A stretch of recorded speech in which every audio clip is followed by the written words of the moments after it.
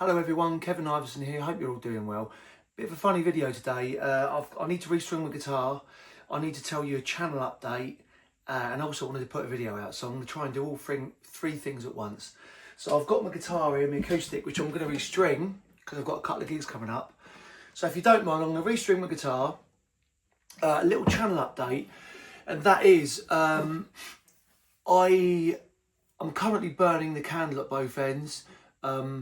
I set myself up to do 3 videos a week, which I've been enjoying doing, and I kind of would like to continue doing that, but I've got a Monday to Friday 9 to 5 job, and also there's some other little things that are kind of should be coming up in the pipeline. Got to be confirmed. I'm not going to say anything just yet. It's to do with the channel, and also just for, you know, my socials in general, which could be really exciting. But I need more time. I'm doing 3 videos a week, gigging at weekends. I usually write and record my own music, and I haven't done that in a while. So basically I need to give myself some time.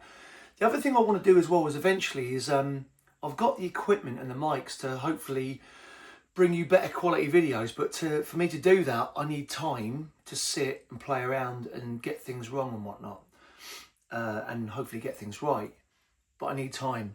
So I'm considering going to 1 video a week, maybe putting it out on a Monday or maybe a Friday or probably a Monday, just to give myself some time to do some other things. So it's not a case of me cutting things down to do less, it's actually cutting things down to do more, if that makes sense.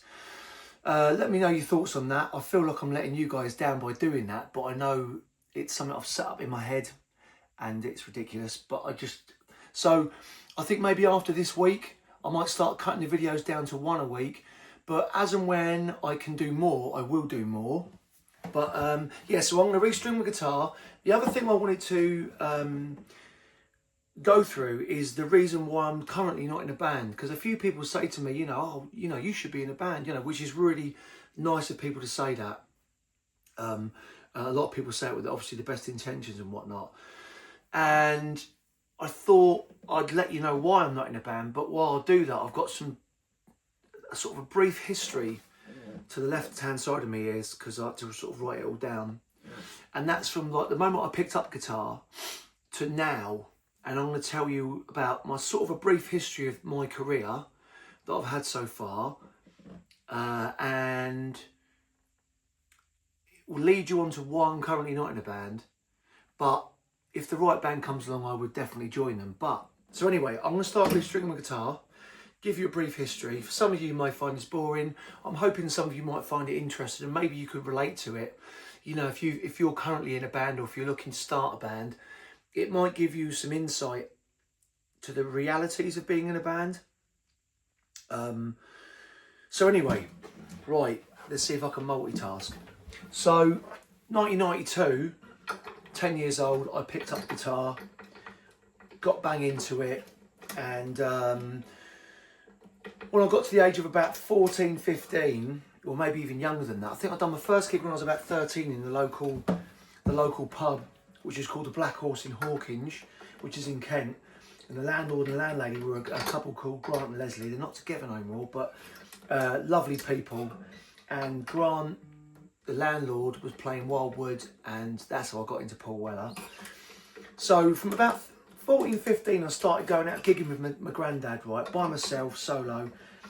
There was not many musicians in my year at school, and I was born in Canterbury, grew up in Dover, and there's a lot of musicians in Dover, but I was doing the Britpop mod thing, or mainly Britpop at that point, and there weren't many musicians like drummers and bass players around that time that was really that into that stuff, really. Obviously it was you know, we're talking 1996 sort of time, and a lot of people in music bands and that were mainly into sort of I don't know, like Red Hot Chili Peppers, Smashing Pumpkins, which is stuff that I liked, and there were some Britpop bands around, but I just couldn't click with many people. But anyway, that was 96, so I'm sort of still doing some sort of solo stuff. I'm still, what am I, 14, 15 years old. I got into a band I went to work for a music shop on my work experience. Met a guy called Joe Fent, who's still a really good friend of mine, who's a drummer. We put a band together. It didn't last that long. Again, I was about 14 years old, around 96, 97 sort of time. I think Be Here Now was out by that point. But anyway, that kind of fell apart. And then I put another band together called Slider. And that was the first time, the first band. What was I then? I was 18 years old. That's when I started introducing my own music to a band and playing it with a band. And that was a real special time. And that was a really good band I was in at that point. We were all really good mates. And unfortunately, after about a year or so, I was moving in a different direction. So we split up, still all good, really good friends and whatnot. So 2001, I'm sort of 2002, I'm around the age of 19. And I was by myself, solo, started sending demos to Paul Weller's studio. And after about a year of doing that and making phone calls, I managed to secure myself a support slot with Paul Weller at the Folkestone Leeds Cliff Halls, 2002. I won't go into that story just yet, but basically Paul invited me to the next date with Margate, which is about a 45-minute journey from Folkestone. Went and done that date with him, and then from there I'd done the whole tour. Things were kind of looking up. I then put a band together with an old college friend of mine called Scott Byatt. Brilliant drummer. He wasn't into the Britpop thing, but at the time, because I was doing kind of well off the Weller tour, we started doing Kevin Iverson, I think it was Kevin Iverson Project or Kevin Iverson Band. That was going for a couple of years, and we even went and saw a couple of publishing companies off the Weller thing. Nothing came of it. I was really naive, unexperienced, didn't work out. We even recorded a demo at Paul Weller's studio, and then once we'd done the Kevin Iverson Band, the drummer was like, "It'd be good if we were a band, had a band name." So we ended up changing the band name to Springtide Cavalry. I'll be honest with you, it doesn't mean anything. It was just a couple of words. The drummer stuck together, and that stuck. And we were together for a few years, till about 2004. The drummer I had then, Scott, we were both really close friends, still close friends now. He had enough. He didn't want to do it no more. It wasn't his cup of tea. I kind of started listening to a lot of American bands and whatnot, and it was going in it went from kind of a music style that I suited to a music style that didn't really suit me, but it was something I just had to do.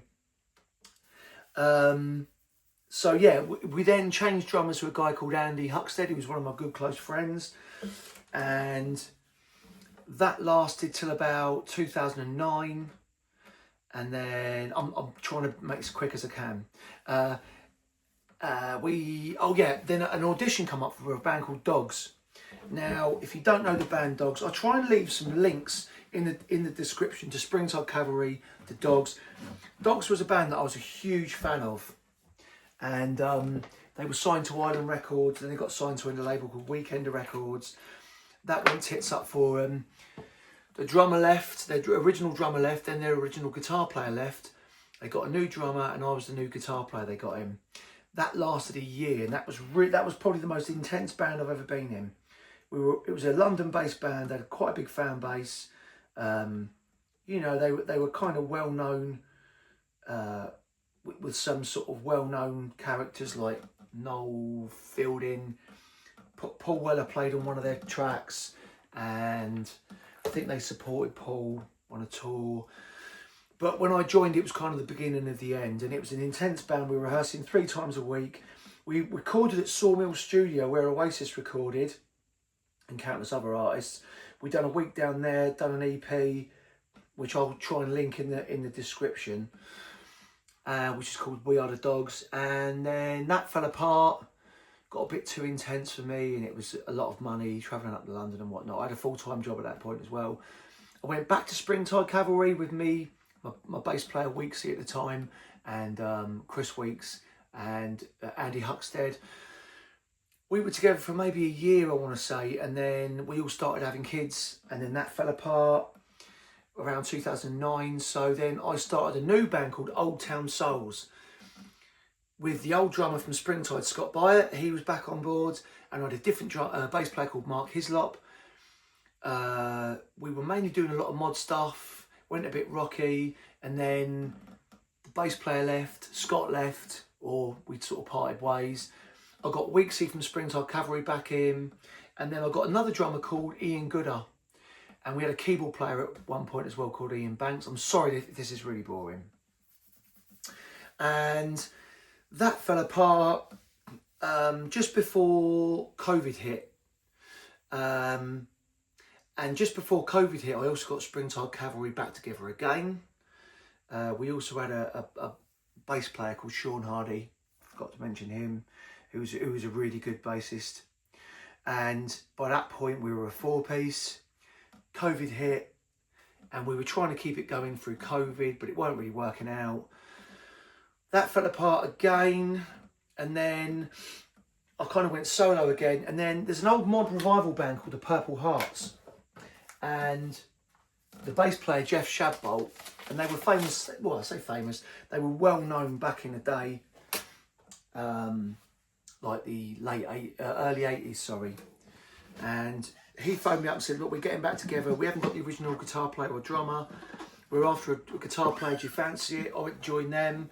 We went and recorded with Steve Craddock's studio, and the drum they had at the time, it didn't work out with him. So then I ended up jumping on the drums for the recordings, and I'd done the demos in this studio where I am now. Went down to Steve Craddock's, recorded with him.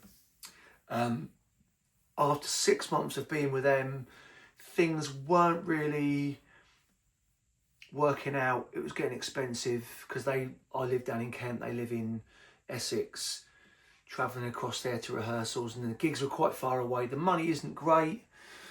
You know, by the time you've paid for a hotel and petrol on some of these tours or gigs you do, you're going home with nothing, which isn't really about the money, but at the same time, without money, being in a band without any money, and you're spending money out, and you've got a family, and you know, things cost money, it soon doesn't work out. So then I went back to Springtide Cavalry again, believe it or not. And me and the drummer, Andy, we're like bestest mates, but musically, we do not get on at all.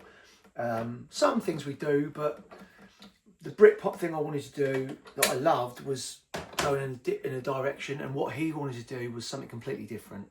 So he ended up leaving, and we tried a few more different drummers from the past, from Old Town Souls, and you know, the same drummers I've always used.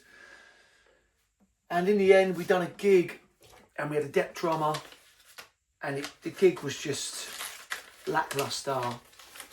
And at that point, I was like, I'm done. And after everything I've just told you, and if you're still listening to me now, I can't thank you enough. At that point, I'm like, you know what, I'm going solo. I've had enough of bands. It's, I think some bands, you know, like take U2. They were all at school with each other, I believe. Correct me if I'm wrong. And, you know, it's the right place and the right time. And I think music's definitely like that. I think there's an interview with Lemmy from Motorhead I heard, and he said, you know, it's all well and good being talented, but if you're not at the right place at the right time, you'll never make it. And I totally believe him. Obviously, you've got to have good songs. But, you know, I often feel like if I had, you know, another two of me on the drums and on bass and vocals, we'd probably be, sounds really cocky, I think I probably might be somewhere, you know, or further than I am now. Obviously, no one's owed a career, and Steve Craddock said in an interview, if you expect anything from music, you expect too much. And I love that quote. So I'm just at the moment, being by myself, I can do what I want when I want. I can record when I want. You know, if I make a mistake, it's down to me. If, you know, whatever good things that happen is down to me. And I've had some really cool things come up. And since doing the YouTube page, it's just given me a completely different, it's led me down a different path. This just kind of opened my eyes up a little bit.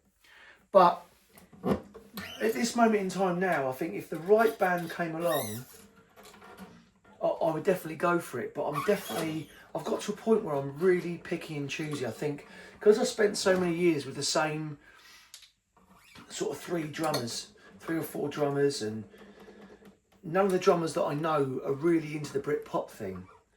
And sometimes I've played with people who are into the Britpop thing, but for me it just hasn't gelled. Yeah, I mean, the other thing as well, sometimes you can meet someone who's a really good musician, but like if you go and do a big gig, like for me, I don't want anyone, let's just say you're working, you got to support Paul Weller. Like, I don't want a drummer going up to him asking for an autograph or a photograph. You kind of got to stay cool, do your job and go, you know. I like the term, I've said it before, like, what is it? Oh God, I can't think what it is. Make friends, not connections. And I think that's really important. Like I've had gigs before where we've supported someone kind of well known, and you know, I've had a musician out of one of the bands that have gone and asked for photographs, autographs, and they kind of once you do that, if you're like backstage with the band, and you start doing that, they kind of want you out of the way. Do you know what I mean? You know, whereas if you sort of leave people alone, you might get another chance to tour with them or play a gig with them. You know, so sometimes it's personality. You know, don't be a dick. Excuse my French. You know, but and my drummer, I use Andy sometimes. The good thing about Andy, where we do click together, is that we've done some pretty cool gigs with some well-known people, and I know he won't go and talk to people or ask for photographs or autographs.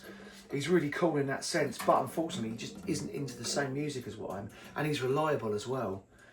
You know, it's a shame really, because I did have a good reliable band at one point, but you know, circumstances and difference of opinions musically, it's a real funny old world I'm going to be in. So anyway, that's why I'm not in a band no more.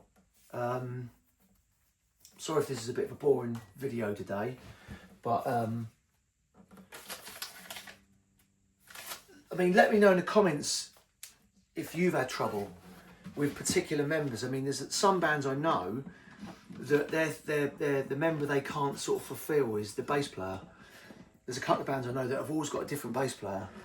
Or you might have a band that's always got a different drummer, or singers sometimes that are problematic. You know, finding a band, especially like now I'm not 43 years old, like finding a band where you can have someone who drives, who's going to turn up. Like at one point I was auditioning some people, and luckily, you know, once you're in a circle of musicians, you can kind of ask questions. You're like, what's this person like? So, well, they're good, but they may cancel last minute because they got drunk. You know, they've been out on a Saturday in the sun and they've had a good time, and now they can't play a gig in the evening. Like, that's no good. I mean, I had a drummer before, we had a rehearsal, and he said, oh, me and my missus are going to go and look for a dog tonight. And me and my bass player always book out like a Thursday evening. And yeah, he cancelled the rehearsal for that. And I'm like, well, look, mate, we cancel. We make sure our Thursdays are always free to rehearse. Like, it just wasn't good enough, you know? So yeah, it's a funny old game. I do really hope that I get to play with a band again, because someone said to the other day, you know, I've got all this great equipment, you know, my Marshalls, my Gibsons, got loads of great pedals, and especially playing my own material. Like, I'd much rather play my own material with a band than solo acoustic. You know, solo acoustic's great, but I'd much rather be playing my own material with a band where you're hearing the full song as it's intended. But you know, this is where I'm currently at. Anyway. Yeah, so sorry to kind of shorten the YouTube channel down to one video a week, but I need my time back a little bit, and I'm hoping in the long run it'll work out for the best. See how it goes. And as always, thanks to all of you for your support. I say, please put in the comments if you've had any trouble with band members, or maybe you've had the same band for years and it's all going good. Put that in the comments. If you've had trouble with, as I say, lead singers or bass players or drummers or whatever, or guitar players even, yeah, let us know in the comments. It's an interesting topic, I think. You know, it's amazing the amount of work you can, I mean, when someone says they're giving it up, or they've had enough, they've stopped doing it, I kind of get why. You know, it's like the best feeling in the world is being with a band and playing a gig and the gig going well, but also it's a bloody nightmare at the same time as well, because then you've also got to get the gigs, and if you're not that well known, you've then got to kind of put your name out there. And so especially as you get older, I mean, I'm not sure that the entire age, I've not really looked at the age group of the YouTube channel really, but I'm guessing it's going to be people around my age, around sort of 43, give or take. And then I think there's the odd sort of maybe 20-year-old there that watches the channel or whatever. But yeah, it's an interesting topic, right? But anyway, I'm going to stop ranting on. If you've got this far, thanks for watching. I've got, if you want to support the channel, I've got bucket hats and t-shirts available. I'll leave the links in the description. If you haven't subscribed yet, please consider subscribing. I love you. I love bringing these videos to you, and yeah, I thank you all for the support. So give the channel a like, subscribe, hit the notification bell, and I'll be seeing you in the next video. Yeah, take it easy, guys. Thanks for listening. Thank you.